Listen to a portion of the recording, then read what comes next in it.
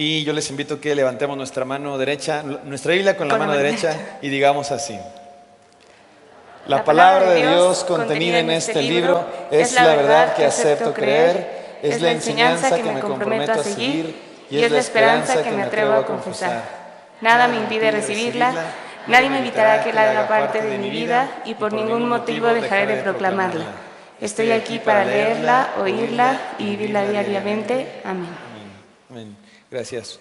¿Vieron qué bonita Biblia tiene mi esposa? Ella las hace. No es que quiera yo promocionar, pero hace Biblias. De hecho, yo, mientras menos haga, mejor, porque ya no me atiende a mí desde que hace muchas Biblias. No es cierto, siempre es muy buena esposa, pero hace Biblias bien bonitas. Les pone, porque es bien artística, y les pone dibujitos y las vende pro templo y esas cosas, y entonces es una gran artista. Y es la palabra de Dios lo que leemos hoy, hermanos, lo que nos inspira, lo que nos hace predicar, lo que nos hace vivir, lo que sostiene esta iglesia, lo que sostiene este culto. Entonces vamos a predicarla en esta tarde. Y estamos en el tema creer para ver. Yo espero que ustedes hayan estado recibiendo palabra de Dios, de lo que Él nos ha estado diciendo en las últimas semanas, acerca de la fe, de confiar en Dios, de creer para ver. Y el día de hoy tenemos la parte 4 que se titula En defensa de la fe. Así es que vamos a ver un video para introducirnos a este mensaje en defensa de la fe. Adelante con el video. Años atrás, los cristianos fueron perseguidos y asesinados de distintas maneras. Fueron quemados en la hoguera. Eran puestos en circos romanos como buffet para leones. O, para que no sufrieran, simplemente los decapitaban. El cristianismo nació cuando el Imperio Romano estaba en su máximo apogeo. Su cultura y sus religiones dominaban el mundo conocido y por ende rechazaban por completo al cristianismo. Por increíble que parezca, se etiquetaba a los cristianos como ateos por no adorar a todos los dioses que ellos adoraban. Roma proclamaba tener libertad en todo. Practicaban la sexualidad sin restricciones y a menudo esa libertad sexual terminaba en embarazos no deseados. Cuando eso ocurría, justo después de nacer, los niños eran desechados, tirados en la calle, dejados a su suerte. El día de hoy, la humanidad ha decidido cómo serán sus leyes y sus creencias. Las ideas liberales de Roma no han muerto, y el cristianismo está viviendo cada vez más lo que se vivía en aquella época. Poco a poco, la sociedad está abrazando más y más valores contrarios a lo que Dios nos ha revelado en su palabra. Y muchos ven a los cristianos como locos, fanáticos, intolerantes, enemigos de la sociedad. Es curioso que hoy se acepta cualquier cosa. Lo único que por cualquier motivo debe rechazarse es el cristianismo, solo por pensar diferente. Pero la historia también registra a un hombre que vivió algo similar. Estamos hablando de Elías. En un encuentro épico, Elías retó a 450 profetas de Baal a un duelo de fe. Ambos bandos prepararon un altar a su deidad. El desafío consistía en clamar a lo que cada quien creía y observar quién daba respuesta y prendía fuego al altar. Los profetas de Baal bailaban, se cortaban los brazos, gritaban, hicieron todo un espectáculo, pero el altar nunca se encendió. Elías preparó su altar al Dios único y verdadero. Pidió que lo llenaran de agua para que no quedara duda alguna de quién es Él. Y con una manifestación contundente, Dios hizo caer fuego del cielo y todo el pueblo reconoció que Dios es el Señor. El día de hoy se necesitan hombres y mujeres con ese valor, que defiendan la fe en el único Dios verdadero contra las ideas intolerantes del mundo, contra las cosas que se quieran imponer que vayan en contra de la revelación de Dios. Se necesita gente osada que defienda la fe verdadera y demuestren al mundo que Jesús es el Señor y que sus enseñanzas son la mejor manera de vivir. Se requieren cristianos que sepan creer para ver.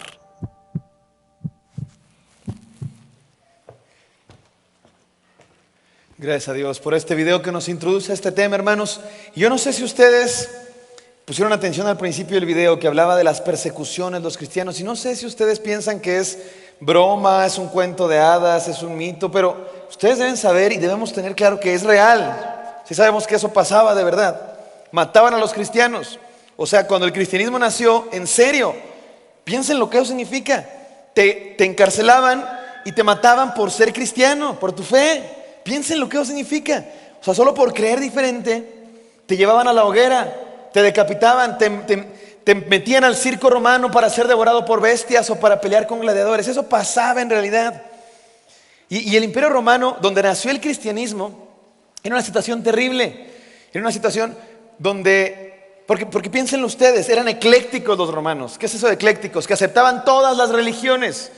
Los romanos llegaban a conquistar a los egipcios y aceptaban la religión egipcia. Conquistaban a los griegos y aceptaban la religión griega. Conquistaban a los cartagineses, fenicios, y todos aceptaban sus religiones, menos el cristianismo. El cristianismo es la única religión que persiguieron. Y los romanos vivían un libertinaje sexual y moral terrible, al grado de que en aquella época no había anticonceptivos como ahora. Entonces había montones de embarazos no deseados y había montones de niños nacidos que eran dejados a su suerte, a que murieran, y los cristianos los recogían y veían a los cristianos como locos, como ateos, como enemigos de la sociedad. Y eso de verdad pasaba, o sea, es real. ¿Y sabe por qué lo traigo a cada tema? Porque creo que el día de hoy está pasando algo similar. El día de hoy sí se persigue a cristianos y sí se mata a cristianos en ciertas partes del mundo e incluso de nuestro país, pero quizá no es lo común para usted y para mí. Quizá no le vaya a pasar a usted, espero, Dios no lo quiera, pero es lo más seguro, que a usted y a mí no nos va a pasar. Nadie nos va a meter al circo romano, quizá, nadie nos va a golpear, espero yo. Pero sí creo que hay una hostilidad contra el cristianismo en el mundo de hoy, que está creciendo cada vez más. Hay un rechazo del mundo hacia la fe cristiana. Quizá no hay una persecución así masiva, física, pero sí hay una persecución hacia la fe. Y el mundo es hostil a la fe. El día de hoy, es curioso porque el día de hoy se predica la tolerancia. El día de hoy la tolerancia es así como la palabra que manda en todos lados. Y tú puedes hablar de lo que quieras, puedes practicar lo que quieras, puedes creer lo que quieras y puedes publicar lo que quieras en los programas de televisión, en Facebook, en las escuelas, en los trabajos, en las redes sociales, donde quieras. Puedes hablar y publicar de lo que quieras, menos del cristianismo. Si tú dices algo públicamente acerca de Cristo, no, es que eso es religión. Pero sí puedes hablar de los signos del zodiaco, de las cartas astrales, de cualquier religión, de cualquier práctica, de cualquier creencia. Pero si mencionas a Jesús, no, espérate, es que eso es religión. Y aquí somos una sociedad laica, respetamos la libertad de creencia, de culto. Entonces no puedes. ¿Y todo lo demás qué? Es el cristianismo el que se ve como algo que debe rechazarse, pero todo lo demás es aceptado. Y los cristianos está siendo cada vez más complejo, cada vez más difícil. Cada vez el mundo es más hostil a la fe cristiana. ¿Y saben qué? ¿Saben qué? Está bien, es más, así debe ser. Porque si el evangelio de Jesús es la luz del mundo, si los cristianos somos la luz del mundo, es normal que el mundo, la oscuridad, se resista a la luz. Es normal que la oscuridad rechace la luz. Es normal que los ojos enfermos se resistan a la luz. Si nos rechazan, discriminan, intoleran, tachan de locos, fanáticos, lo que sea por ser cristianos, ¿sabe qué, hermano? Está bien. Es más, así debe ser. Y lo digo con pesar porque a mí no me gusta. A mí no me gusta ser rechazado. A mí me gusta que todos me quieran y todos me acepten. De verdad, yo creo que a muchos, a todos. Quizá no lo sea, a lo mejor hay quien le gusta que lo rechacen, pero a mí no.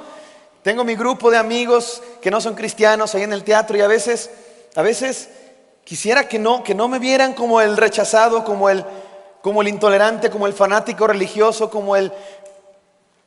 Pero está bien que así sea porque es normal. Porque el cristianismo sí es radical, el cristianismo sí es diferente y el cristianismo sí es contrario al mundo. De hecho, cuando somos muy parecidos al mundo, ¿quién sabe si seamos cristianos? ¿Quién sabe si estamos predicando el evangelio de verdad? ¿Quién sabe si de verdad estemos diciendo lo que Jesús dice? A lo mejor estamos ya contaminados por el mundo, pero es normal que vivamos en un mundo donde es difícil ser cristiano, porque dice el pastor, nuestro pastor, que los cristianos somos como el patito feo. ¿Se acuerdan del patito feo? Rodeados de patos. Y todos los patos decían, ¡ay, qué pato tan feo, qué pato tan feo! No, en realidad era un cisne. Y en realidad volaba, mientras los otros eran patos feos, sí. Pero los patos feos ven a un cisne y les parece pato feo. Pienso que algo así somos los cristianos en el mundo. Y está bien. Por eso Debemos aprender, hermanos, a defender la fe. Yo veo que el mundo el día de hoy ataca a la fe cristiana.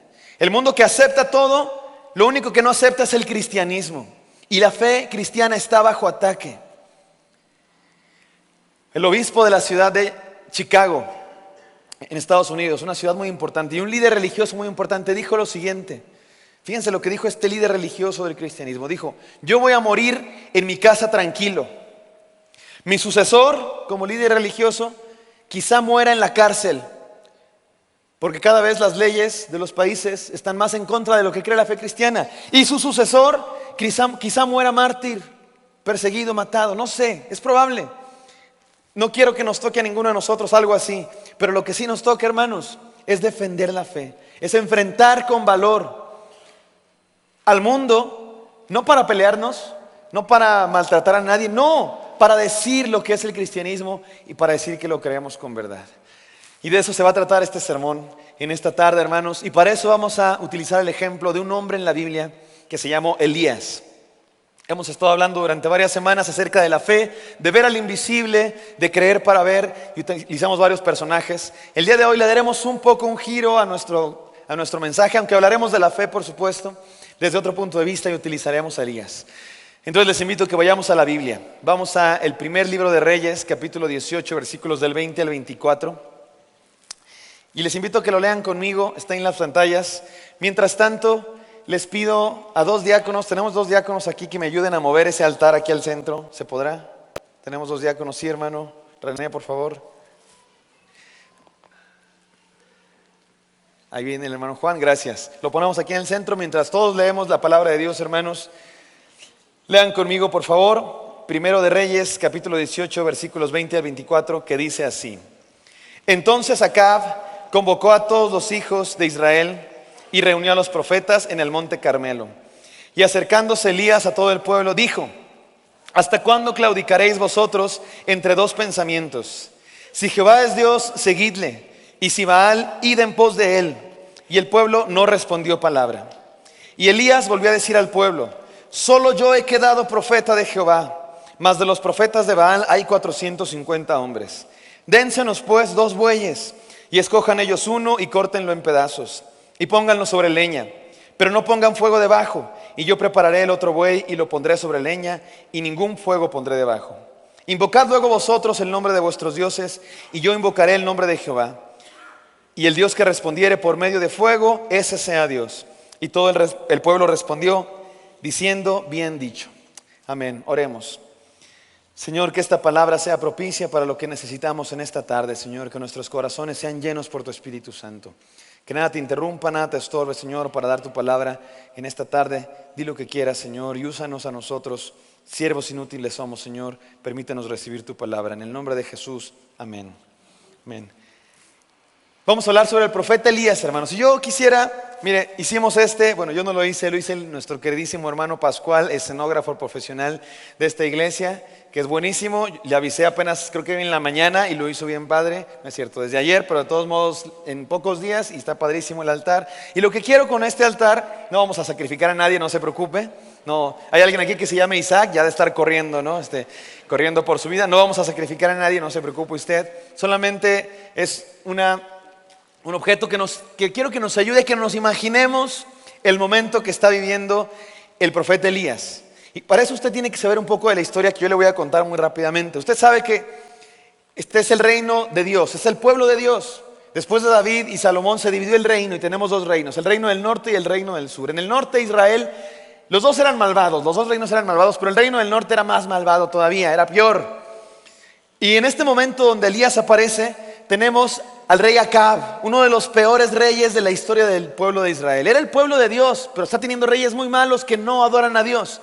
Pero si Acab era malo, su esposa, perdonen ustedes, su esposa era peor.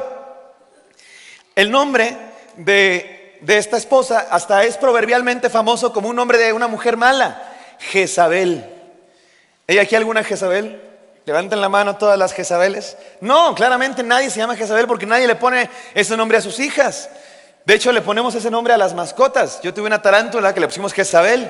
El día que usted tenga una serpiente, hermano, le puede poner Jezabel y es venenosa, mala, ¿verdad? Porque no es nombre bonito, es proverbialmente famoso. Bueno, es esta. Esta es la que le dio ese sentido al nombre de Jezabel, la reina. Era pagana, era mala, era la esposa del rey. Era tan mala que lo que ella quería, imagínense, era la reina del pueblo de Dios. Este es el pueblo de Dios, es lo que causa tanta tristeza. Porque era la reina del pueblo de Dios, pero ella quería exterminar la fe en Dios. Y andaba persiguiendo a los profetas de Dios. ¿Leyeron lo que leímos? ¿Pusieron atención? Elías dijo, solo yo he quedado. ¿Por qué piensa Elías que solo le ha quedado? Porque esta reina anda matando a todos los profetas de Dios y casi lo logra. De no ser porque Dios llamó a este profeta. Y ahí tenemos a Elías, este hombre valiente de Dios. Y me encanta esta escena, me encanta. La vieron ustedes en el video. Es una escena así digna de película épica. Porque está el pueblo ahí, se reunió todo el pueblo. Elías le dijo, vengan todos, ya me harté. Y llegó Elías, y llegó el rey Acab y la reina Jezabel por un lado, y 450 sacerdotes de Baal. Y Elías, lleno del Espíritu de Dios, valiente, se para frente al pueblo y les dice, a ver, ya basta. Imagínense, hermano, que nos ayude todo esto a verlo, a percibir de verdad lo que está pasando aquí. Porque se pone Elías y les dice al pueblo, ya basta. Ya dejen de andar vacilando entre dos opciones. Si Jehová es Dios, si Dios es Dios, sírvanlo con todo su corazón. Si Baal es Dios, órale, denle, sirvan a Baal. Pero ya nada de andar vacilando entre dos opciones. Si Jehová es Dios, sirvan a Dios. Si Baal es Dios, sirvan a Baal. Y me encanta porque el pueblo se quedó así, no decía nada. Estaban impresionados. Dice la Biblia, el pueblo no dijo nada. Pero no solo eso, porque Elías no solamente lanzó esa pregunta como de a quién van a servir, sino que ofreció evidencias. Elías dijo, a ver, les dijo a los sacerdotes de Baal, órale, construyan su altar. Agarren sus piedras y construyan su altar. Agarren sus maderitas y construyan su altar. Agarren su animal, un buey, un novillo y hagan su altar. Y después Elías dijo, yo voy a hacer el mío. Y armó su altar, así como este. Puso sus piedras, puso la madera y puso al animal. No traigo yo al animal, ustedes disculpen.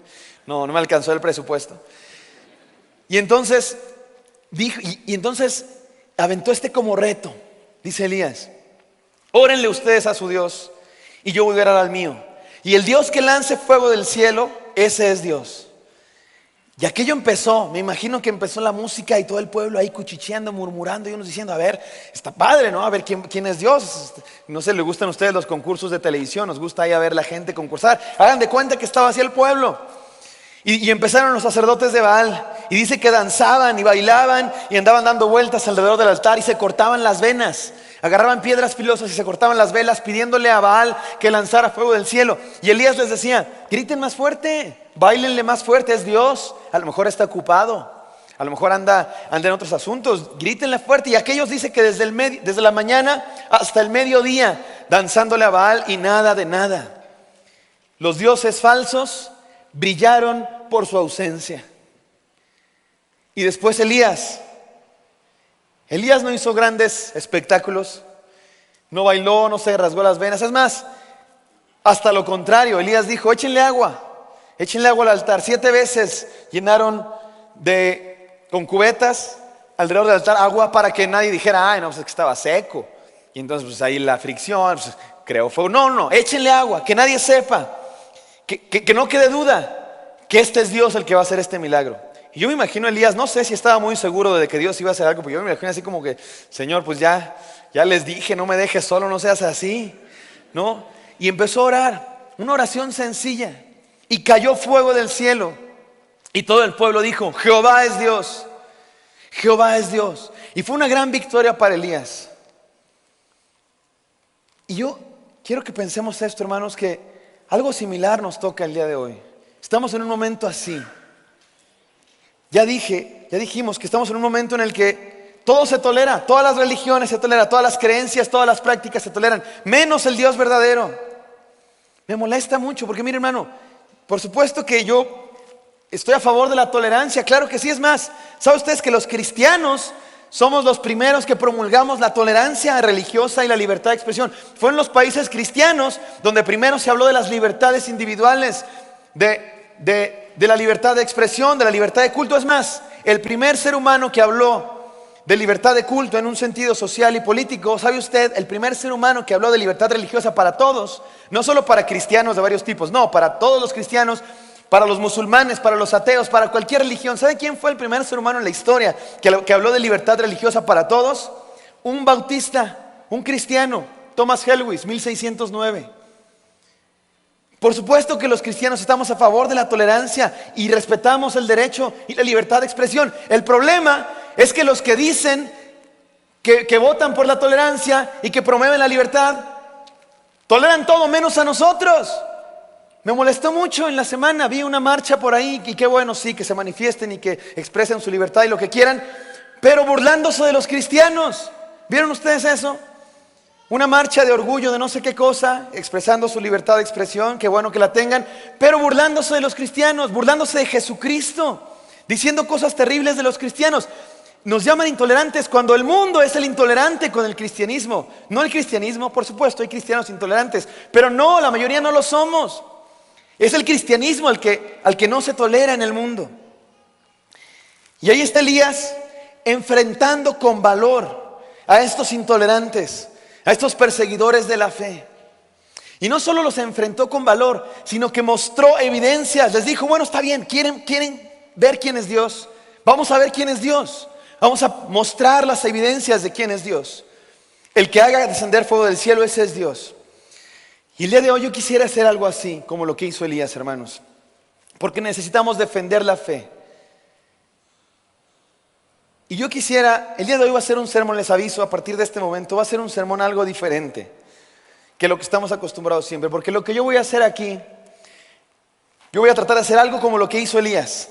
Mostrar, evidenciar quién es Dios. Y quiero defender la fe de 4 maneras. Defender la fe en Dios, defender la fe en Jesucristo, defender la fe en la Biblia y defender la fe en la iglesia. Esos son los 4 puntos de este sermón. Y yo quisiera presentar evidencias de quién es Dios y que todos aquí nosotros dijéramos, está bien, si Jehová es Dios, voy tras Jehová. Y si el mundo es Dios, si las ideologías del mundo son Dios, si la ciencia es Dios, si la filosofía del mundo es Dios, vámonos tras eso. Es más, vámonos ya. Si nos damos cuenta que así es, salgámonos de aquí. ¿Qué hacemos aquí? Si Dios no es Dios, ¿qué hacemos aquí? Pero si Dios es Dios, sirvámosle con todo el corazón. Entonces este sermón tiene 4 puntos, hermanos. Y lo que yo quiero es que sepamos defender nuestra fe, que sepamos que nuestra fe es defendible, que nuestra fe es real. Y no se trata de que nos peleemos con la gente del mundo, no se trata de eso para nada, se trata de que hagamos lo que dice la Biblia. Miren cómo dice la Biblia en 1 de Pedro 3:15, dice así: sino santificad a Dios el Señor en vuestros corazones y estad siempre preparados para presentar defensa con mansedumbre y reverencia ante todo el que os demande razón de la esperanza que hay en vosotros. No se trata de andarnos peleando con el mundo, ni andar criticando, ni condenando a nadie. De hecho, no está bien que hagamos eso. Porque luego hacemos eso, ¿verdad? En las redes sociales ahí nos peleamos. Subes tú un meme de cristiano o lo que quieras y te contesta tu primo que es ateo y te pone cosas y luego tú le respondes y al rato ya se están insultando y se recuerdan fechas memorables y se arma un pleito familiar y a veces pasa eso, ¿verdad? Nos andamos peleando en las redes sociales por cuestiones de nuestra fe y lo confieso, yo a veces lo he hecho, la verdad es que sí. A veces estoy ahí en el celular y me dice mi esposa, ¿qué haces? Ya te estás peleando otra vez, ¿verdad? Con quién sabe qué desconocido. Porque a veces uno quiere eso, pero no se trata de eso. No se trata de andarnos peleando, de andar discutiendo con el mundo. No se trata de eso. Se trata de hacer lo que dice la Biblia.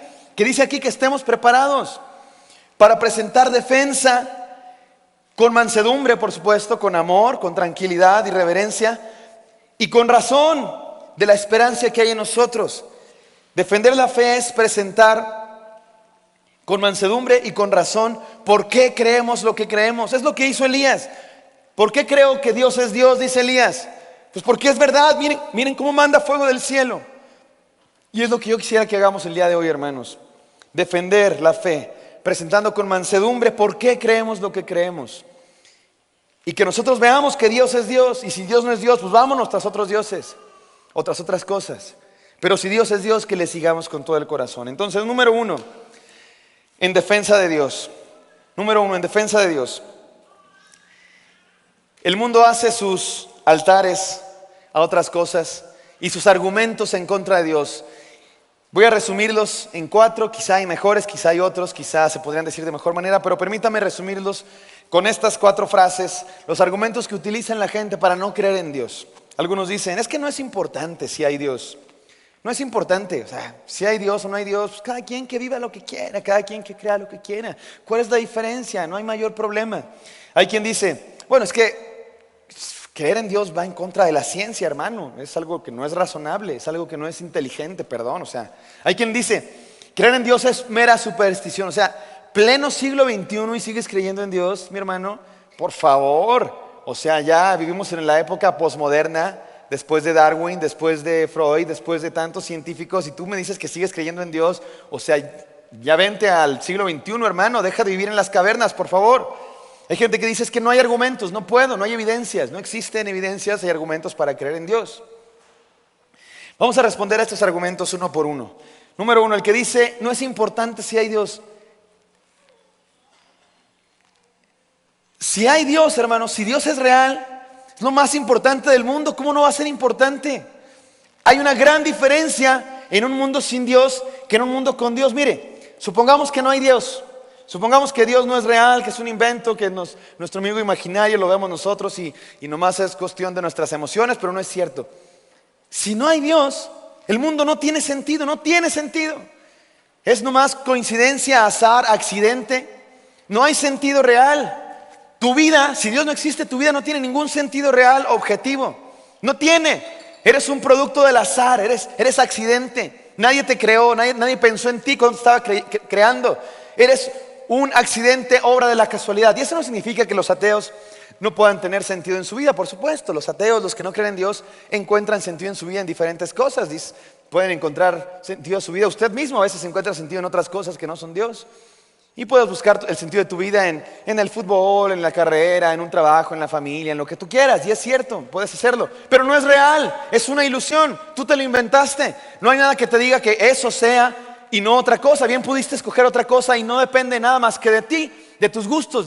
No hay nada en el mundo que te diga que es real lo que estás sintiendo y pensando. Eres un accidente, es el azar, no hay sentido.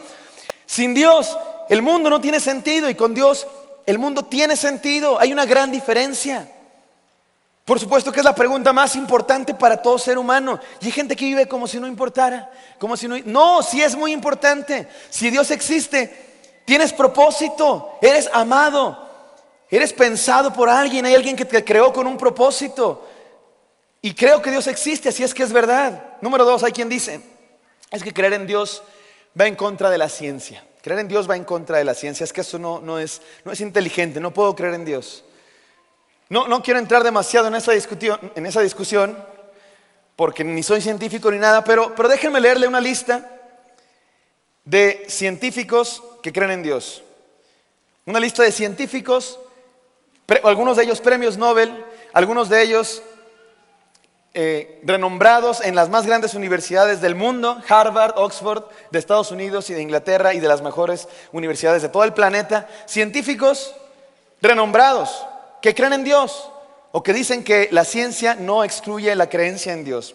Una lista breve de los cientos que podríamos mencionar. Mira, véalo usted en la pantalla con mi pronunciación mexicana. Dice así: Paul Davis, David Deutsch, Fred Hoyle, Martin Reed, William Phillips, Francis Collins, John Lennox, Stephen Mary. Algunos de ellos cristianos, otros no cristianos, simplemente deístas que creen en Dios, pero todos ellos científicos. William Phillips, ganador del Premio Nobel de Astrofísica. ¿Eso qué quiere decir? ¿Comprueba que hay Dios? No comprueba que hay Dios necesariamente, pero sí hace falso el hecho de lo que dicen algunos ignorantes, que creer en Dios es contradictorio a la ciencia. No puedo creer en Dios porque no es cierto, es mentira, es falso. Número 3, hay quien dice, creer en Dios es mera superstición, es tonto, es irracional, no hay argumentos para creer en Dios. Eso también es falso, súper falso. Creer en Dios es razonable. Y mira, hermano, no creemos por argumentos. Lo dije desde el primer sermón. Por eso este sermón no es sino el cuarto, no es el primero, porque la fe no es cuestión de argumentos. Lo dijimos, ¿recuerdan ustedes? Yo no te voy a convencer para que creas, porque no se trata de convencer, no se trata de argumentos, no se trata de evidencias, no se trata de ver para creer, no, se trata de creer para ver. Sin embargo, sí hay argumentos, sí hay evidencias de que Dios es real, sí existen. Y mira, hermano, este asunto del que estoy hablando ahorita se llama en teología apologética. Usted sabe, la apologética es defender la fe, presentar argumentos racionales, científicos, filosóficos para defender que Dios es real. Y es una ciencia profundísima. Hace unos meses, mi esposa y yo fuimos a una conferencia sobre ciencia y religión y apologética. ¿Te acuerdas, mi amor? Y estuvimos ahí 2 días enteros de conferencia y conferencia. Prueba mi esposa.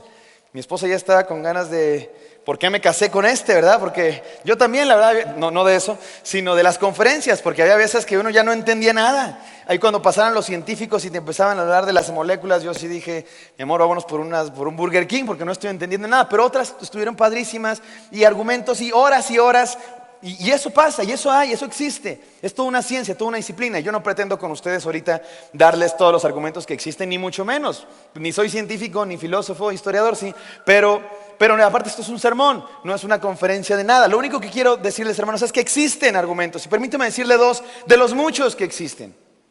El primero, el argumento cosmológico, le llaman los que estudian la apologética. ¿Qué es eso del argumento cosmológico? Es muy sencillo, tan fácil como esto. Hay un mundo, tiene que haber alguien que lo creó. Y dice así más filosóficamente el argumento cosmológico, con estas 3 sencillas premisas. Todo lo que comienza a existir tiene una explicación, en la necesidad de su propia naturaleza o en una causa externa. Nosotros sabemos eso, todo lo que comienza a existir tiene alguna explicación. Así vivimos, es sentido común, nuestra experiencia nos dice que eso es verdad y la ciencia lo comprueba también.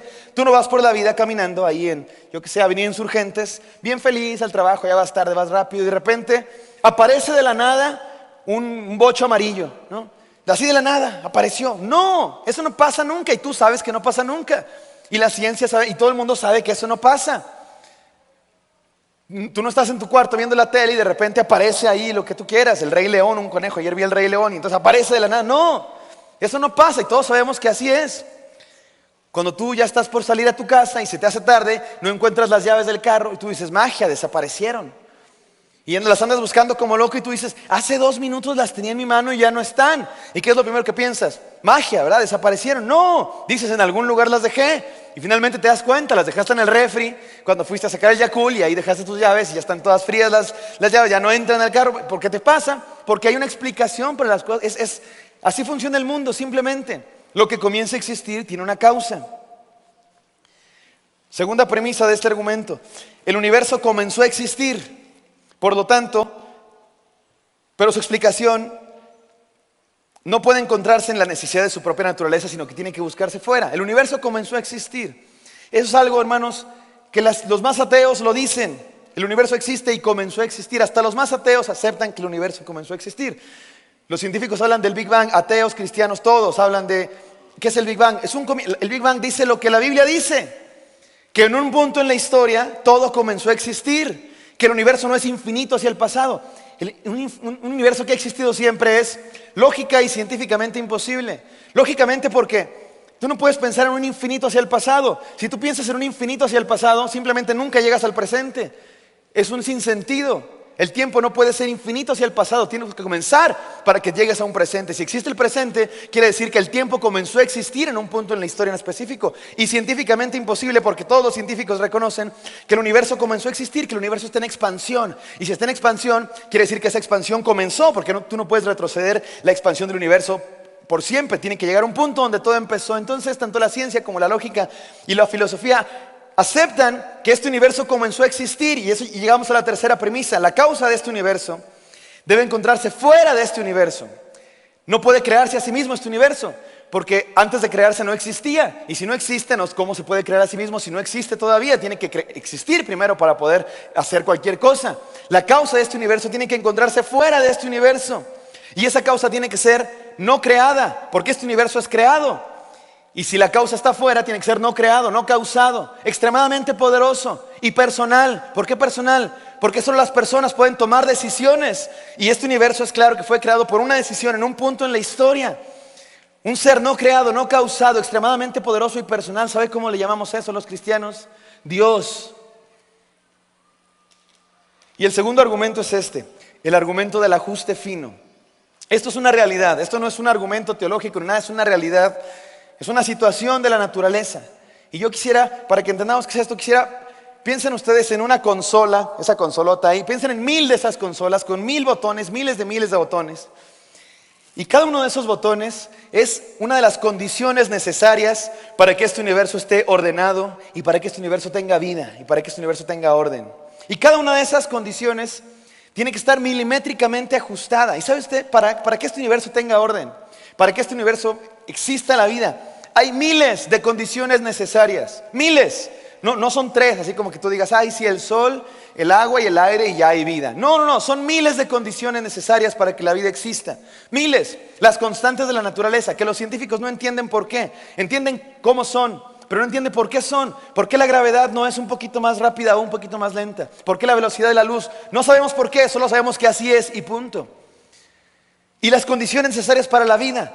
Del planeta, el tamaño del planeta, el tamaño de la luna, la distancia de la luna al planeta, la relación del tamaño del sol, la luna, las estrellas y los otros planetas, el tamaño de Júpiter, el cinturón de asteroides, la temperatura a la que el agua ebulle, la temperatura a la que el agua se congela. Son cientos de miles de condiciones necesarias que si una de ellas, si uno de esos botones está desajustado, el universo ya no es posible como lo conocemos, la vida no es posible y el orden que conocemos no es posible.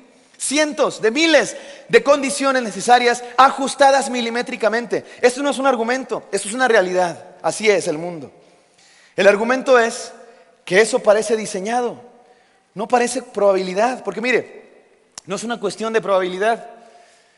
Ayer vi El Rey León, fuimos a ver al Rey León. Yo quería ver el partido, pero donde manda capitán no gobierna marinero. Y lo disfruté muchísimo.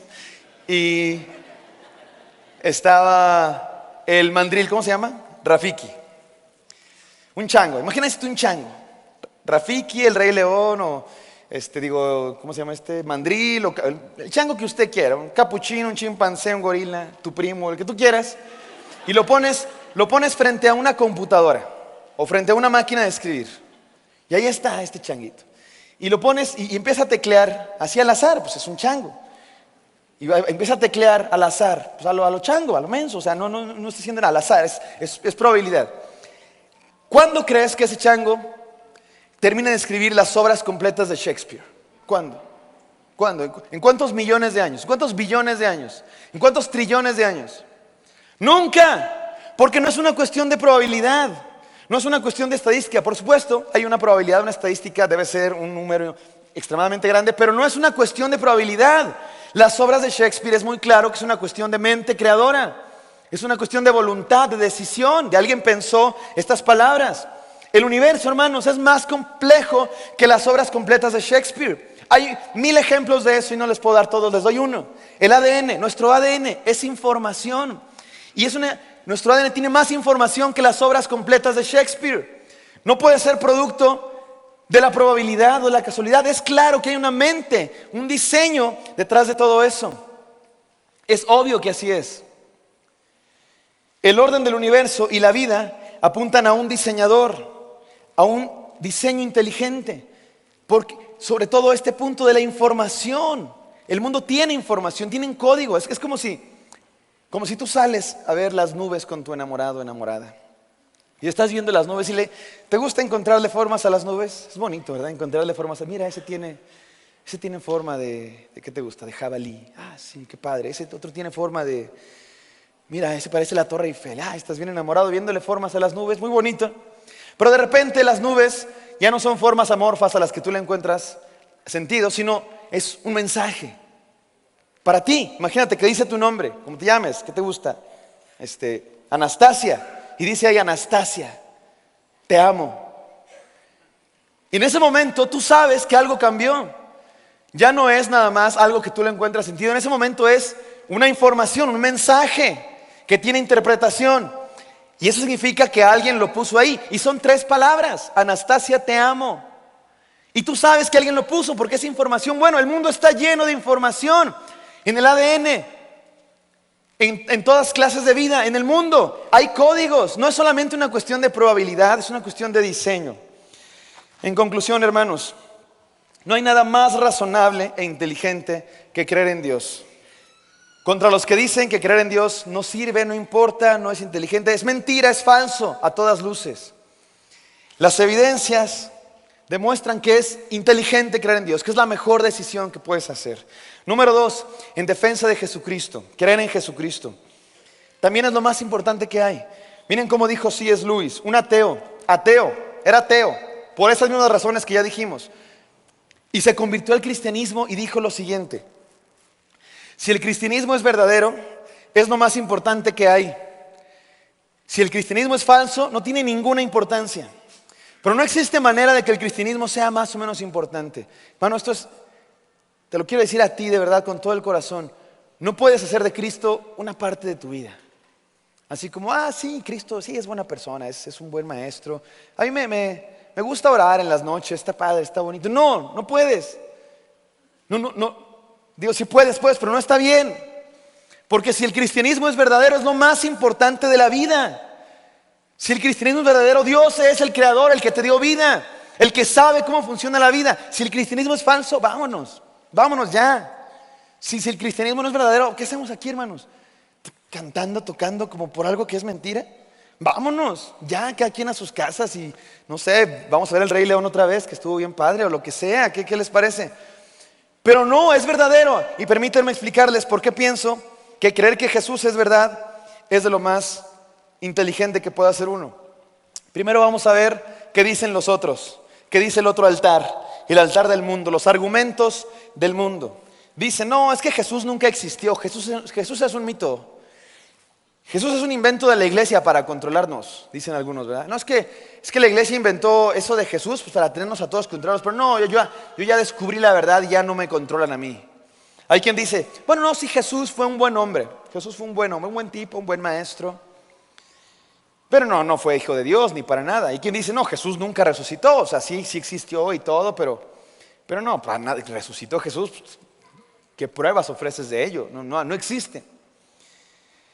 Permítame responder a eso. La primera, para los que dicen que Jesús nunca existió, esa es de las más absurdas que yo he escuchado, porque ¿sabe quién dice eso? Ni los ateos más ateos dicen eso. ¿Sabe quién dice? Los ignorantes, los ateos de Facebook, los enojados contra Dios, los enojados contra la iglesia, que no saben nada de la vida, que creen que porque leyeron un libro barato de Sanborns ya saben algo. Esos dicen que Jesús nunca existió. Porque mira, hermano, los historiadores, cristianos, ateos, creyentes o no, aceptan que Jesús fue un personaje histórico. Yo estudié historia en la Universidad Nacional Autónoma de México, una universidad súper atea, usted lo sabe, usted entra a la Facultad de Filosofía y Letras y luego huele ahí a ateísmo y marihuana y otras cosas. Y no es una universidad para nada cristiana, y ahí yo hice mi tesis de licenciatura sobre Jesucristo, porque Jesucristo es un personaje histórico que se puede estudiar. Déjeme presentarle una lista de historiadores que estudian a Jesús. Unos cristianos, otros no. Unos ateos, otros muy ateos. No solo ateos, sino enemigos del cristianismo. Bart Ehrman, ese primero que está ahí, que es el que escribió este libro que está de este lado. Bart Ehrman era cristiano, quería ser pastor, pero se decepcionó de la vida de la iglesia de Dios y se convirtió en un enemigo del cristianismo. Es famoso, usted lo busca en internet y va a encontrar muchas cosas de él, porque es enemigo del cristianismo.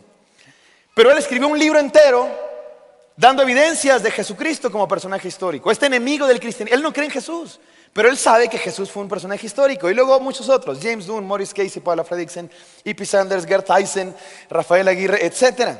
Y podría darle una lista de otros 100 y quizá más de historiadores serios de universidades importantes de todo el mundo que reconocen que Jesús es un personaje histórico. ¿Sabe? Los que niegan que Jesús es un personaje histórico son, de verdad, los ignorantes, teólogos de Facebook, historiadores frustrados que en su vida han logrado nada. Esos son, de verdad. No lo digo yo, lo dicen las mejores universidades del mundo. Número 2, para quienes dicen, Jesús es un invento de la iglesia para controlarnos a todos. Es de verdad, de lo más absurdo que he escuchado en mi vida. Tú puedes decir, es más, entiendo a la gente que le cuesta trabajo creer en la resurrección porque es milagro. Entiendo a la gente que no, es que la resurrección, ¿cómo? Si yo nunca he visto un milagro. Te entiendo. Pero el que dice este argumento es de lo más absurdo del mundo, en serio. Un invento de la iglesia para controlar Jesús. Esta es neta. O sea, Jesús, un invento de la iglesia para controlar. Si la iglesia inventara, si alguna institución inventara a alguien para controlarlo, sería radicalmente diferente a Jesús. Jesús es la peor opción para ser un personaje inventado para controlar. Porque mira, hermano, era un revolucionario, era un rebelde. No se sometió él mismo a la iglesia de su época, a la religión institucionalizada de su época. Era un rebelde. ¿Cómo crees que lo inventaron para controlar? Es la cosa más absurda que he escuchado en mi vida. Y hay quien dice, no, Jesús solo fue un buen hombre. Jesús solo fue un buen hombre. Déjame responder a esta de dos maneras. Número uno, esto debemos saber nosotros, hermanos. Lo más seguro de la vida de Jesús, lo más seguro de la vida de Jesús es que Jesús murió en una cruz romana. Eso lo dicen los historiadores. Esta historiadora judía que se llama Paula Fredriksen, ella escribió un libro acerca de Jesús y de cómo surgió la creencia en Jesucristo. Y ella dice, el hecho más seguro de la vida de Jesús es que murió en una cruz romana. De eso no hay duda. Jesucristo murió en una cruz romana. De eso hay montones de evidencias. Hay más evidencias para eso que para cualquier otro hecho de la historia antigua de esta época. Mucho más. Tenemos los 4 evangelios que están en la Biblia, pero son fuentes históricas. Tenemos las cartas de Pablo. Tenemos todo el Nuevo Testamento, que son 27 documentos antiguos que hablan sobre Jesucristo y su muerte. Y si usted dice, no, pero eso está en la Biblia, tenemos fuera de la Biblia montones de evidencias. Tenemos historiadores romanos, o sea, el enemigo hablando de Jesucristo y su muerte, el historiador Suetonio, el historiador Tácito, el historiador judío romano, Josefo. Hay más evidencias para la vida y muerte de Jesús que para cualquier otro personaje de esta época de la antigüedad, más que para Platón, más que para Julio César, más que para Alejandro Magno. Las biografías de Alejandro Magno datan de 300 años después de Alejandro Magno. Las evidencias para Jesús datan de la misma generación de Jesucristo, del primer siglo, apenas 20 años después de Jesucristo, 30 años después de los eventos. Y lo más seguro es que murió. Y mire, hermano, no, lógicamente no puedes decir que Jesús fue un buen hombre. Sí fue pero no hijo de Dios. No puedes decir eso.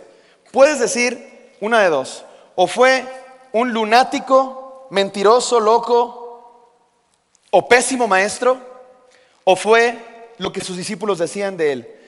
Porque si era un buen hombre,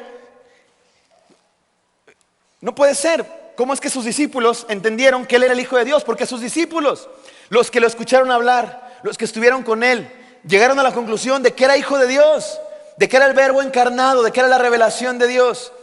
Si no era eso, era un pésimo maestro, porque no supo enseñarles cuál era su mensaje, o un loco, o un mentiroso. Pero no puede ser solo un buen hombre. No puede ser solo, sí, un maestro que predicaba cosas muy bonitas. ¿Por qué no? Porque él no solo predicaba amor, sí predicaba amor, por supuesto, pero no solo eso, él predicaba que ese amor solo era posible por su presencia en el mundo. Entonces, o era un lunático, mentiroso, pésimo maestro, o era lo que sus discípulos dijeron de él, el Hijo de Dios, la revelación de Dios encarnada. Y por último, para quienes dicen que Jesús nunca resucitó, miren, de eso se trató mi tesis, hermanos. Estuve 4 años más, porque me tardé un buen en hacer mi tesis, pero estuve muchos años estudiando la creencia en la resurrección. Porque mire, hay historiadores que dicen, no es que la resurrección no se puede estudiar, porque es un hecho milagroso, es un hecho divino. Entonces, la historia estudia los acontecimientos humanos. Y entonces una resurrección, un milagro, pues no puede ser estudiada por la historia porque es un acontecimiento divino, milagroso, y no es campo de la historia, es campo de otras cosas, de la metafísica, lo que tú quieras. Y no estoy del todo de acuerdo, pero vamos a conceder. No nos metamos con el hecho en la resurrección, que lo creo con todo mi corazón, pero suponiendo que eso no se pueda historiar. ¿Sabes qué sí se puede estudiar y hacer historia de las creencias? La creencia en la resurrección, eso sí se puede estudiar, porque los seres humanos tenemos creencias. Tú tienes creencias, todos los seres humanos de la antigüedad han tenido creencias y eso se puede estudiar. Hay historias de las religiones, historia del pensamiento, historia de las ideas, y eso se puede estudiar. Y se puede estudiar las creencias de los primeros cristianos. Y es un hecho innegable que los primeros cristianos creyeron que Jesús había resucitado. Es más, es tan innegable que este historiador del que les estoy hablando, Bart Ehrman, enemigo del cristianismo, enemigo acérrimo. Yo creo que él tiene una especie de odio contra el cristianismo y contra Jesús, porque todos sus libros son en contra del cristianismo, para desprestigiar a Jesús, para desprestigiar la iglesia, para desprestigiar la fe. Y este enemigo del cristianismo, Bart Ehrman, dice que la creencia en la resurrección es un hecho histórico. Tan es así que él no lo puede negar. ¿Y saben qué hace? Él dice que fueron alucinaciones. Él dice que los primeros cristianos, cuando se murió su maestro, por crisis psicológica, crisis emocional, vieron a su maestro muriendo inocentemente en una cruz romana de manera tan cruel, y ellos tenían estas esperanzas en que Él fuera el Mesías. Entonces estaban tan acongojados, tan deprimidos, estaban en una crisis tan traumática que empezaron a tener alucinaciones. Un grupo de ellos, quizá todos, y empezaron a convencer a los demás, y así surgió la creencia en la resurrección. Él no puede negar que la creencia en la resurrección es real, porque es real, pero entonces inventa que son alucinaciones. Y déjeme decirle algunas evidencias de por qué creemos que no fueron alucinaciones, sino que fue real. Evidencias de la resurrección. Número 1, ya dijimos, las evidencias tempranas, más tempranas que cualquier otro evento de la antigüedad. Número 2, ausencia de evidencias contrarias al testimonio de los discípulos. Si los discípulos estaban diciendo mentiras, si estaban alucinando, pues bastaba con ir a la tumba de Jesús. Y tenían enemigos, y muchos. ¿Por qué sus enemigos no escribieron contraevangelios diciendo, no, están mintiendo? De hecho, en el Evangelio de Mateo, ¿se acuerdan que leemos que algunos inventaron que los discípulos habían robado? Pero no tenemos más evidencias. ¿Por qué no fueron a la tumba? ¿Por qué no los enemigos de los cristianos dijeron, miren, ustedes dicen que resucitó, abramos la tumba, aquí está el cuerpo de Jesús, listo, se acabó el problema, vámonos? 0, silencio absoluto al respecto. Número 3, el testimonio sellado con sangre. Estos hombres y mujeres de Dios que creyeron en la resurrección de Jesucristo, dieron su vida por eso que creían. Si no era cierto, ellos lo sabían. Algunos de ellos, todos tuvieron alucinaciones, igualita la misma. Si no era cierto, alguno de ellos lo sabía que era mentira. Y sin embargo, ellos dieron su vida por eso que creían. Y nadie da su vida por una mentira que sabe que es mentira. Hay quien da su vida por una mentira que cree que es verdad. Pero nadie da su vida por una mentira que creen que es mentira. Ellos sellaron este testimonio con sangre. Pagaron por eso. ¿Por qué?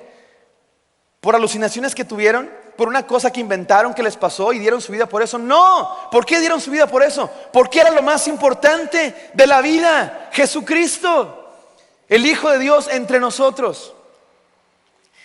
En conclusión, la vida, la muerte y la creencia en la resurrección de Jesús son hechos innegables. Innegables. En defensa de Dios, en defensa de Jesucristo. Número 3, en defensa de la Biblia. ¿Por qué creemos, hermanos? ¿Por qué levantamos nuestra mano todos los domingos y decimos, esta es mi Biblia, creo que es la palabra de Dios, etcétera? ¿Por qué? ¿De verdad es? Porque si no, pues vámonos, hagamos una religión aquí sin Biblia, ¿no? Como dijo Elías, si Dios se revela en la Biblia, pues obedézcanla. Si no, pues denle con lo que sigue, con lo que sí es verdad. ¿Por qué? Sé que no puedo expresar demasiado en los pocos minutos que tengo, pero déjenme decir algunas cosas. Primero, veamos cuáles son los argumentos del otro altar, los argumentos del altar a Baal, del altar del mundo. ¿Por qué no creen la Biblia algunas personas? Esto dicen algunas personas. Es que la Biblia es un libro humano, es un libro escrito por hombres. ¿Cómo puedes creer en un libro escrito por hombres, hermano? Por favor. O sea, eso son filosofías humanas, ¿no? ¿Qué haces leyéndolas todo el día? Número 2, hay quien dice, la Biblia fue inventada también, ¿verdad? Es que la Biblia fue inventada para controlarnos a todos. Y para lavarnos el cerebro. Para eso la Biblia se inventó. Hay quien dice eso. Hay quien dice, es que no puedo creer en la Biblia, tiene contradicciones, tiene ahí inconsistencias muy obvias, y yo soy un hombre de razón, yo soy un hombre pensante, no puedo creer en eso. Y finalmente hay quien dice, es que la Biblia contradice la ciencia, hermano. Yo creo en la ciencia, no puedo creer en la Biblia porque contradice la ciencia. La ciencia ya comprobó que la Biblia es mentira, no me pidas que yo crea en lo que ella dice. Antes de responder a estos argumentos, permítanme decir algo acerca que no comprueba que sea verdad, pero sí comprueba que este es el libro más especial de la historia de la humanidad, hermanos. Eso no hay duda. Esta colección, ni siquiera es un libro, es una colección de libros. Es el libro más especial de la historia de la humanidad. No existe duda de eso. No existe duda de eso. 6 argumentos. Número 1, singularidad en su continuidad. Son 66 libros escritos por un montón de personas, ni siquiera sabemos cuántas, en 3 idiomas diferentes, que cuentan en más de 4,000 años una misma historia, la historia de Dios. Número 2, singularidad en su circulación. Es el libro más leído, más publicado, más traducido del mundo. No tiene comparación. El siguiente le queda lejísimos. La Biblia es por mucho el más leído, más traducido, más copiado, más publicado de la historia de la humanidad. Por mucho. El que le sigue creo que es Harry Potter, una cosa así, y está muy por debajo. No, de veras. Creo que el segundo es un libro chino, pues ya saben, los chinos son un buen. Y el tercero, de verdad, creo que es Harry Potter. No tiene comparación. Número 3, singularidad en su supervivencia. No solamente es el libro más publicado, más leído, es eso a pesar de que también ha sido el más perseguido. Hay gente que ha querido eliminar este libro. Hay gente que ha querido exterminar las ideas contenidas aquí y no han podido. ¿Por qué? Porque es mágico. Porque es como cuando viene un vampiro, ¿verdad? Entonces le pones la Biblia y ya se va. No, no es por eso. ¿Por qué? Porque los seres humanos reconocemos que el mensaje de este libro tiene una enseñanza profunda, valiosa, que vale la pena conservarla a pesar de cualquier cosa. Número 4, singularidad en sus enseñanzas. Por eso, por sus enseñanzas es que se conserva. No hay magia en sus tintas, en su tinta, en su papel. No tiene que ver con eso. Me molesta las personas que juegan con este libro como si fuera un amuleto y lo ponen ahí en el suelo y genera campos de fuerza. No tiene que ver con eso. Tiene que ver con el mensaje que tiene este libro. Es un mensaje maravilloso. Aparte es padrísimo, tiene de todo. Romance, aventura, acción, poemas, canciones, filosofía, teología, cartas, pleitos. O sea, tiene chismes. O sea, ¿a usted que le gusta el chisme, hermano? Tiene chismes bien buenos. Número 5, singularidad en su influencia. Es el libro más influyente de la historia de la humanidad. Más influyente, no hay duda de eso. En el arte, en la política, en la literatura, en la filosofía. No hay libro más influyente que este. El libro de unos hebreos en la antigüedad. El libro de unos cristianos, judeocristianos griegos a comienzos de esta área, influye tan más que cualquier otro libro en la historia de la humanidad. Piense lo que eso significa, hermano. ¿Cuántos libros usted conoce de la antigüedad mesopotámica en Egipto? Son culturas mucho más grandes, mucho más poderosas. Egipto, el gran imperio de Egipto, Mesopotamia. ¿Y cuántos? ¿Quién ha leído? Bueno, yo sí, porque estudié historia y estudié eso, pero los mitos babilónicos, el Enuma Elish, el Gilgamesh, los conocen ahí los que estudian eso y ya, a nadie más le importan. Este libro lo estudia todo el mundo, alrededor de todo el mundo. Estas historias de la antigüedad, ¿por qué? ¿Qué tienen de especial? Y por último, singularidad en su impacto espiritual, personal y en el mundo. Hermanos, ya lo dije creo en este culto, ya ni sé qué dije, qué no dije, pero las libertades, muchas de la filosofía del mundo, de los conceptos de bien y mal, el concepto de libertad, de justicia, están tomados en muy buena medida del concepto judeocristiano. Los griegos, por supuesto, tienen su influencia, pero el concepto judeocristiano tiene una gran influencia, tanto o mayor que la de los griegos. Y por otro lado, el impacto personal, más allá de que tú creas o no que es verdad. Tienes que reconocer que este libro impacta a personas. Hay gente que lo lee y llora. Hay gente que lo lee y es transformada. Hay gente que dice que su vida cambió por el mensaje contenido en este libro. Entonces, ¿eso comprueba que la Biblia es verdad? No necesariamente, pero sí comprueba que la Biblia es el libro más especial de la historia de la humanidad, sin lugar a duda. No hay duda de ello. Y ahora permítame preguntar esto: ¿es la Biblia la verdad? ¿Es la Biblia la verdad? Para responder esa pregunta lo voy a hacer de dos maneras. La primera de ellas es expresando lo siguiente. Mira, hermano, cuando leemos un texto, la manera como leemos ese texto depende de lo que ese texto es, de su propósito y su naturaleza. Me explico. Usted no lee igual, con la misma actitud, con la misma atención, con las mismas presuposiciones, un poema de amor, un libro de texto de física o de matemáticas, un discurso político, un ensayo filosófico, un recetario para cocinar, un post en Facebook, un mensaje de tu mamá que ya te vengas a comer. Cada texto tú lo lees con diferentes ojos, con diferente actitud, con diferentes expectativas, dependiendo de la naturaleza y propósito de ese texto. ¿Están de acuerdo? Y cada texto, cada género literario, cada texto que tú lees, tiene verdad dependiendo de su propósito. Hay verdad en un poema, por supuesto. Un poema, una canción, tiene verdades. Pero esas verdades no se miden igual que las verdades que tú lees de un libro de ciencia, de física, de un libro de texto de la escuela, de química o lo que tú quieras. Ni de la misma manera que tú lees las verdades de un discurso político de Andrés Manuel López Obrador. Bueno, en un discurso político casi nunca hay verdades, ¿verdad? Pero tú no mides la verdad de la misma manera de diferentes textos dependiendo su propósito y su naturaleza. ¿Están de acuerdo con eso todos? Eso es bastante obvio. Entonces, cuando nos preguntamos, ¿es la Biblia la verdad? Lo que tenemos que preguntarnos es, ¿cuál es su propósito y su naturaleza? Y miren cómo dice la palabra de Dios sobre estas cosas. Pero estas se han escrito para que creáis que Jesús es el Cristo, el Hijo de Dios, y para que creyendo tengan vida en su nombre.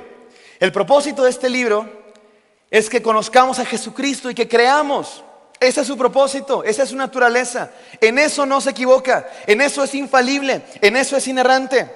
Porque hay gente que dice, no, es que no puedo creer en la Biblia, porque mira, te voy a enseñar, aquí dice en este censo del pueblo, dice que eran 2000, y luego tú lees más acá, y es el mismo censo, y dice que eran 2100, pues ya se equivoca, pues no puedo creer en la Biblia, perdón, vámonos, se acabó la discusión. ¿Qué tontería tan absurda?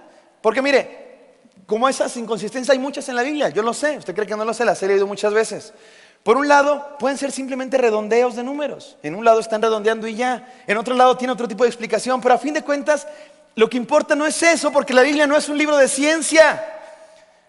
No es un libro de historia tampoco. Hay historias, pero no es un libro de historia. No es un libro de geografía ni de números. Es un libro escrito para que creamos que Jesús es el Cristo, el Hijo de Dios. Y en ese sentido no se equivoca. Es infalible, es inerrante y es la verdad más maravillosa que tenemos. Porque ahora la segunda pregunta es esta: ¿es la Biblia la verdad? ¿Sabe qué respondería yo? No diría si sí o si no, lo que diría es esto: Jesús es la verdad. La Biblia dice que Jesús dijo: yo soy el camino, la verdad y la vida. La verdad no es un libro, una pasta con tinta y letras, hojas. No, la verdad es una persona. La verdad es una persona. Y este libro es valioso porque da testimonio de esa verdad. Y por eso es lo más valioso que tenemos. Y por eso la levantamos todos los días. Porque revela a Jesucristo y porque en ella conocemos quién es Jesucristo. Entonces, hermanos, estos argumentos que propone el mundo para no creer en la Biblia son falsos, son absurdos, se han caído. Escuchemos la Biblia, leamos la Biblia y obedezcámosla para conocer a Jesús y tener vida eterna. Y por último, en defensa de la iglesia. Ya dijimos, en defensa de Dios, en defensa de Jesús, en defensa de la Biblia, en defensa de la iglesia. Porque hay gente que dice, no, es que sí creo en Dios, yo creo en Dios. O sea, Dios, venga.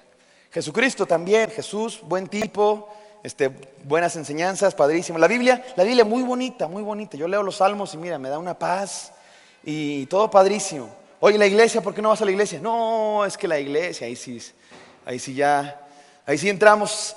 Es que mira, ¿cómo te digo? La iglesia está corrompida. Yo no creo en la institución. Yo no. ¿Y saben qué? Bueno, déjenme presentar los argumentos que dice el mundo aquí. Número 1, hay quien dice, la iglesia es una institución humana. Número 2, hay quien dice, la iglesia está llena de hipócritas. Hay quien dice, en la iglesia hay mucho chisme. Y hay quien no viene por eso, y hay quien viene por eso, porque le gusta el chisme y dice, pues vamos a la iglesia. Y hay quien dice, no, es que la iglesia solo pide dinero, yo no, por eso no voy a la iglesia. Permítanme responder brevemente a estos argumentos en contra de la iglesia, o por qué no creer en la iglesia. Número 1, el que dice la iglesia es una institución humana. El que me dice, es que la iglesia es una institución humana. Pues sí, o sea, ¿qué quieres? ¿A qué tipo de institución te vas a ir? ¿No quieres instituciones humanas? Vete a Marte, o vete a dónde.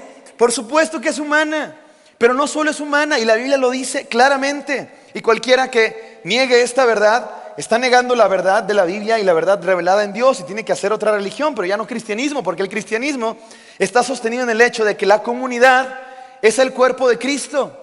Es el cuerpo de Cristo, es una institución humana, por supuesto, pero es el cuerpo de Cristo. Y hay quien dice, sí, pero yo no creo en la institución. Yo creo ¿en qué entonces? Si no es institución, entonces ¿qué es? Toda unión humana es institución, la familia es una institución, tu grupo de amigos es una institución, por supuesto. No tiene que ver que sea institución o no para que deje de ser divina o no. Eso no lo hace menos cuerpo de Cristo. ¿Sabes qué lo hace menos cuerpo de Cristo? El mensaje que predican, eso sí, por supuesto. Pero si predican el mensaje de Jesucristo, no deja de ser iglesia porque tenga errores, no deja de ser cuerpo de Cristo porque tenga fallas. Claro que no, es el cuerpo de Cristo. Y hermano, tengamos cuidado con eso, porque tú no le puedes decir a Cristo te sigo, pero a tu cuerpo no. Me caes bien, pero a tu cuerpo lo rechazo, lo detesto. Tú no puedes hacer eso. Tú no le dices eso a tu esposo, tu esposa, tu amigo, tu amiga. Oye, es que tú me encantas, me fascinas, tú súper bien, palomita, pero tu cuerpo, no, por favor, manténlo alejado, no quiero tener nada que ver. No puedes hacer eso. ¿Por qué creemos que podamos hacer eso con Cristo? El que dice, es que la iglesia está llena de hipócritas. No sé bien a quién se refiere, pero hay gente que dice, es que en la iglesia no practican lo que predican, no viven lo que dicen. Es mentira eso, ¿sabes? Es mentira. Por lo menos en la iglesia cristiana de verdad, es mentira. Toda iglesia cristiana practica lo que dice, porque ¿sabes qué decimos? Que somos pecadores. Eso es lo que predicamos, que necesitamos de Dios. El hecho de que nos equivoquemos no significa que no practiquemos lo que decimos. Al contrario, ratifica que sí practicamos lo que decimos, porque decimos que somos pecadores. Entonces, hermano, cada vez que usted peca, está practicando lo que dice. Por supuesto, no nos quedamos ahí, queremos transformación, queremos mejorar, queremos ser diferentes, pero sabemos que no lo somos. El que dice, en la iglesia hay muchos chismes. Yo no voy a la iglesia porque hay muchos chismes. Ese es el peor de todos, de verdad, el peor de todos. ¿Sabe por qué? Porque el que dice, no voy a la iglesia porque en la iglesia hay chismes, se está convirtiendo en el problema que él mismo critica. El que dice, no, yo no voy allá porque hay muchos chismes, él es el primer chismoso, en este caso, o ella. Vi el otro día un video, que a lo mejor ustedes vieron en Facebook, de un motivador profesional, un hombre que habla así como de coaching, superación personal, muy bueno, la verdad es muy bueno. Es un güero así de barba, que tiene videos padrísimos. Tiene uno muy bonito que le hace a la mamá, y porque tiene una voz así, y luego dice frases cada una de sus frases son para tuitearla, ¿no? Cada una de sus frases es para enmarcarla, porque todas muy bonitas, y luego la música del video, y va hablándole a la cámara, y te va diciendo cosas bien padres. Y tiene uno que le escribió a la mamá, yo lloré con ese, la verdad, padrísimo, y uno que le escribió al papá, y padrísimo. Y no tengo nada contra él, más que un video que hizo contra los religiosos, así se llama, los religiosos. Y yo no sé cómo hay gente que le gusta ese video, de verdad, es la cosa más absurda del mundo. Porque podrá decir cosas buenas, pero la actitud y el mensaje es terrible. Porque lo que él dice es esto. Fíjense lo absurdo de su razonamiento. Él se la pasa 10 minutos del video criticando, juzgando, condenando a los religiosos. ¿Y sabe por qué los condena, juzga y critica? Porque son muy juzgones, criticones y condenatorios. O sea, ¿qué? Es absurdo. 10 minutos condenando a otro porque él condena mucho. Es que tú condenas mucho y tú te la pasas 10 minutos condenándolo. Es exactamente lo que tú estás haciendo. Entonces cuando decimos, hermanos, no, es que en la iglesia hay muchos chismes, no me gusta ir porque esos son bien chismosos. ¿Sabes qué estás haciendo tú? Le estás sumando un chisme más. Estás siendo parte del problema. Porque para que haya chisme se necesitan dos por lo menos. El que da el chisme y el que lo recibe. Y no me malentiendan, yo sé, es más, yo también. Nos gusta el chisme. Nos gusta, la verdad, nuestra naturaleza pecaminosa le gusta el chisme, acéptelo, hermano, no se haga.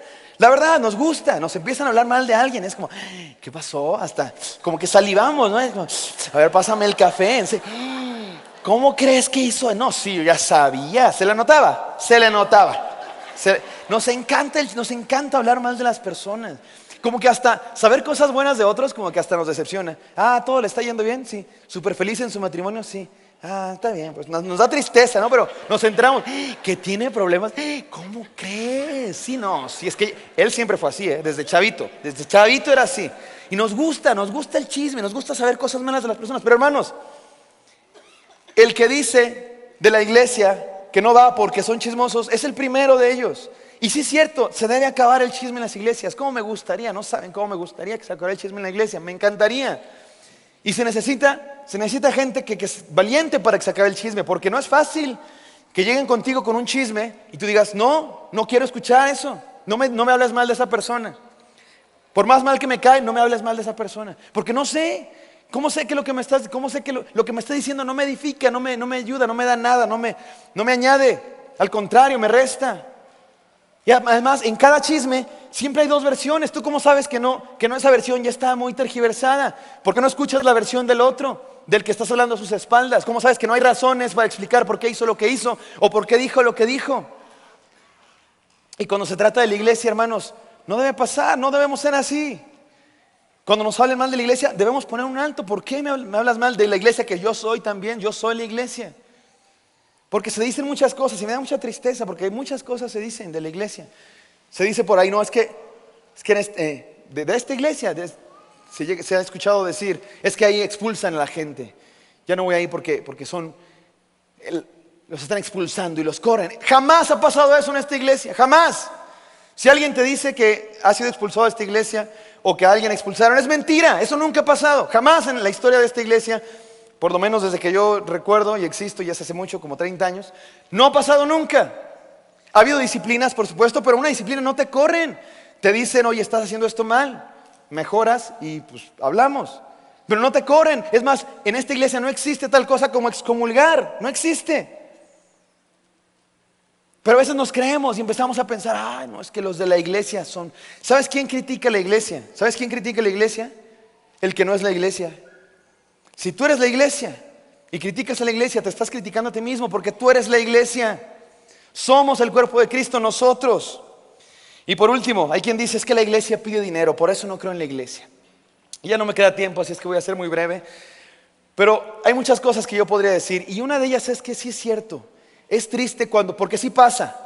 Sí hay instituciones en el mundo que se hacen ricos. Es más, estoy de acuerdo con Ricardo Arjona. ¿Han escuchado la canción de Ricardo Arjona? La de Jesús es verbo no sustantivo. Y una parte de la canción dice Ricardo Arjona, a Dios le da asco el pastor que se hace rico con la fe. ¿Han escuchado eso?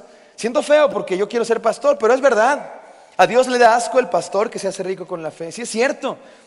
Dios abomina el que se aprovecha de la gente para lucrar. Por supuesto que sí, y más cuando es con fe, que en el nombre de Dios, qué cosa tan terrible, abominable. Y entiendo, porque en el mundo hay instituciones que sí hacen eso, y me molesta porque a veces manchan el nombre de los cristianos. Pero hermanos, tenemos que saber que sí hay iglesia cristiana verdadera que no hace eso. Tenemos que distinguirlo claramente. No somos de esos. Y esta iglesia no es de esos. Hermanos, si hay objeción contra esta iglesia porque solo pide dinero, es falsa. Déjame decirte, es absolutamente falsa. Porque para empezar, esta iglesia no pide dinero a nadie. Nadie está en la puerta diciendo, ¿te vas a diezmar o no? Si no, vete. No, eso no existe, es voluntario. Se enseña que se puede hacer y que Dios le agrada que lo hagamos, pero a nadie se le pide. Y además esta iglesia da muchísimo, muchísimo. Esta iglesia da para muchos lugares donde no reditúan, donde no regresa nada. Para Oriente, para Haití, para montones de lugares esta iglesia da. Esta iglesia da no nomás una limosna como los del Teletón una vez al año. No, esta iglesia alimenta todos los días niños de bajos recursos. Esta iglesia ayuda a los necesitados. Y es más, hermanos, esta iglesia decide quiénes son sus empleados. Si un día ustedes se enojan con el pastor y votan todos, lo corren y se acabó. Esta iglesia tiene gente que cuenta el dinero y que decide las cosas, y no hay una cabeza que absorbe todo como en otros lugares donde se enriquecen. No, esta iglesia no merece esa acusación. Y yo he escuchado esa acusación contra esta iglesia y me molesta muchísimo. Leí el otro día una publicación de una persona amargada, enojada con la vida, que criticaba a esta iglesia, y entre esas cosas decía eso, que el dinero, y criticaba a mis padres que se la pasan viajando. De verdad, no más porque soy cristiano, sino en ese momento iba a donde vive y le daba. Porque me molestó mucho, en serio, porque se metieron con mi familia, en serio. Porque criticando a mis padres, sus viajes exacerbados, decía. Y es más, y me dio mucho molestia que algunos de ustedes que todavía aquí le dieron like. En serio, no es broma. Y criticaba a mis padres públicamente en Facebook por sus viajes exacerbados. No sé qué me da, pero en serio. Ni siquiera tendría que explicarlo, pero mis padres viajan por trabajo. Cada vez que trabajan es para trabajar. Y por supuesto la gente que le invita le paga el dinero. No se están enriqueciendo de nadie, no están agarrando dinero de nadie. Me molesta demasiado que se hable mal contra la iglesia, porque esta iglesia no lo merece, hermanos. Hay iglesias que sí, que no son iglesias, pero las iglesias verdaderas como esta y muchas otras no merecen esa clase de comentarios. Y los cristianos verdaderos necesitamos ser valientes para defender la fe en Dios, la fe en Jesucristo, la fe en la Biblia y la fe en el cuerpo de Cristo que somos todos nosotros. Entonces permítanme concluir, hermanos, de la siguiente manera. Elías le dijo al pueblo, ¿hasta cuándo? ¿Hasta cuándo van a estar vacilando ustedes entre dos pensamientos? Si Jehová es Dios, vayan con Dios. Y si Baal es Dios, vayan con Baal. Pero nada de andar a medias. Y después Elías presentó argumentos. Y aquí están los argumentos, hermanos. Espero yo haber sido un siervo de Dios útil en esta tarea de presentar los argumentos para defender la fe. Para decir que Dios es real, que Jesucristo es real, que la palabra de Dios revelada en ese libro es real. Y que la iglesia es verdaderamente el cuerpo de Cristo. Ahí están los argumentos. Veámoslos y decidamos, porque los argumentos están ahí, pero el fuego del cielo solo puede ser obra de Dios. Así es que vayamos a Él y pidámosle que nos dé valor. Vamos a orar. Bendito Señor, Gracias, Padre, porque tú estás presente entre nosotros, Señor, en esta iglesia, porque tu palabra es real, es viva, eficaz, Señor. Gracias por Elías, este ejemplo de valor tremendo, Señor, que defendió la fe de los enemigos que acusaban a ti, Señor, y al pueblo a la fe verdadera. Y él tuvo el valor de enfrentarlos, de presentar argumentos, Señor, de dar evidencias de que tú eres Dios, no Baal, no el mundo, no la ciencia, no las ideologías, tú eres Dios, Señor. Y tú te revelaste en Jesucristo, quien murió y resucitó por nuestros pecados. Y esa historia la leemos en la Biblia, Señor, y la vivimos en esta comunidad hermosa de fe, Señor, que no es perfecta, pero para nada. Tiene muchos defectos, Señor, pero es tu cuerpo. Y somos tu iglesia, Señor, somos tu pueblo. Permítenos, Señor, ser valientes para enfrentar al mundo, para enfrentar a los enemigos de la fe, Señor. No nos permita ser cobardes, no nos permita ser ligeros. Permítenos ser firmes, valientes, Señor, para creerte a ti, para verte a ti y para presentar defensa de la esperanza que hay en nosotros. Como Elías, como los cristianos que murieron en el Imperio Romano y como los cristianos, Señor, que hoy quieres usar para defender la fe. Amados hermanos, sigamos orando ahí en nuestro lugar. Y si alguien le quiere decir a Dios, Señor, yo quiero ser un valiente que defienda la fe. Yo quiero, Señor, creer para que el mundo vea. Yo quiero, Señor, ser como Elías. Yo quiero vivir para ti. Yo quiero defender la fe en Dios, la fe en Jesucristo, la fe en la Biblia, la fe en la iglesia. Si alguien quiere decir eso al Señor Jesús, levanta tu mano ahí en donde estás y dile eso al Señor. ¿Alguien quiere decirle eso? Levanta tu mano. Dios les bendiga a los que están levantando su mano.